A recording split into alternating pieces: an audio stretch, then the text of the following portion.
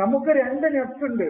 ഒന്ന് പിശാചിന്റെ മനസ്സ്, അതായത് നമ്മുടെ ഹവൻ നെഫ്, നമ്മുടെ സ്വാർത്ഥ താല്പര്യങ്ങള്, നമ്മുടെ ഇച്ഛകള്, ദുരാഗ്രഹങ്ങള്, അതിമോഹങ്ങള്. ഈ നെഫ്സിനെ കൊന്നിട്ട് ഒറ്റ നെഫ്സിലേക്ക് നമ്മൾ പോകണം. അത് അല്ലാണ്ട് നെഫ്സാണ്. നിങ്ങളെ സൃഷ്ടിച്ചത് ഒരു നെഫ്സിൽ നിന്നാണ്. ഇന്നാ ഹലക്കിനാക്കും നെഫ്സിൻ വാഹിദത്തിൻ, അല്ലെ? ആ നെഫ്സും വാഹിദയിലേക്കാണ് നമ്മൾ പോകേണ്ടത്. നമ്മുടെ ഉള്ളിൽ നമ്മുടെ നെഫ്സാണുള്ളത്. അതിൽ ഒരുപാട് ദുരാഗ്രഹങ്ങളുണ്ട്, അതിമോഹങ്ങളുണ്ട്, സ്വാർത്ഥതകളുണ്ട്, ഈ ലോകത്തെ മുഴുവൻ അടക്കി ഭരിക്കാനുള്ള മോഹങ്ങളുണ്ട്. ഇതെല്ലാം എന്റേതാണെന്നുള്ള ചിന്തകളുണ്ട്. ഞാൻ വലിയ ആളാണെന്നുള്ള ചിന്തകളുണ്ട്. അങ്ങനെ നിരവധി ഹവൻ നെഫ്സുകളാണ്, ഷഹവാത്തുകളാണ് നമ്മുടെ നെഫ്സ്. ആ നെഫ്സിനെ നമ്മൾ കൊന്നേ മതിയാവൂ.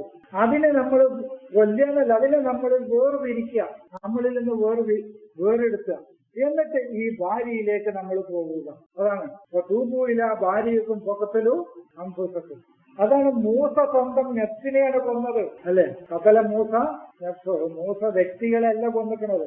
അത് ഞാൻ കഴിഞ്ഞ കുറച്ച് ദിവസങ്ങൾക്ക് മുമ്പ് ഞാനൊരു പോസ്റ്റ് ഇട്ടിരുന്നു. കാരണം നമ്മുടെ നെഫ്സിനെയാണ് നമ്മളിപ്പോ ഇലാഹാക്കിക്കുന്നത്.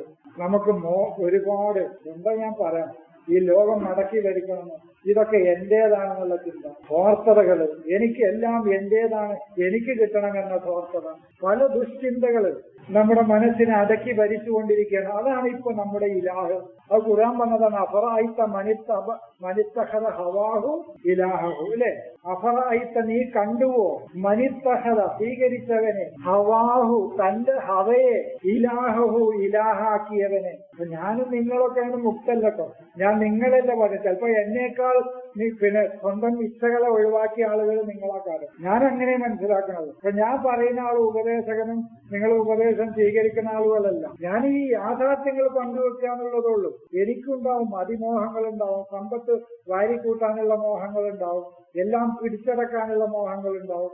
അങ്ങനെ പല ദുശ്ചിന്തകളും ദുർമോഹങ്ങളും ഇത് അടക്കി ഭരിച്ചുകൊണ്ടിരിക്കുകയാണ് എന്റെ മനസ്സിനെ തന്നെ. അതിൽ നിന്ന് മുക്തമാകാൻ കുറച്ച് പ്രയാസമുണ്ട്. സാബും ജിദ്ദൻ, വളരെ പ്രയാസമാണത്. അതിൽ നിന്ന് മുക്തമായ ഒരു മനസ്സിനെ സൃഷ്ടിച്ചെടുക്കാൻ ഈ ഹവയെ ഇലാഹാക്കിയിരിക്കുകയാണ് നമ്മളെല്ലാം, ഞാനടക്കമുള്ള നമ്മളെല്ലാം. ഇതിനെ വിട്ട് അള്ളാഹുവിനെ ഇലാഹാക്കണം. അതാണ് ലാ ഇലാഹ ഇല്ലല്ലാഹ്. ഇതാ ലാ ഇലാഹ ഇല്ലല്ലാഹയുടെ അർത്ഥം എന്താന്ന് ഒരാൾ ചോദിച്ചു. അവർക്കുള്ള മറുപടിയാണിത്, ലാ ഇലാഹ ഇല്ലല്ലാഹ്. അതായത് ചുരുക്കി പറഞ്ഞ തന്റെ ഹവയെ വിട്ട് ഹുവയെ ഇലാഹാക്കുക, ഇത്രയേ ഉള്ളൂ. ഹവയെ വിട്ട് ഹുവയെ ഇലാഹാക്കുക. ഹുവ ആരാണ്? അള്ളാഹുവാണ്.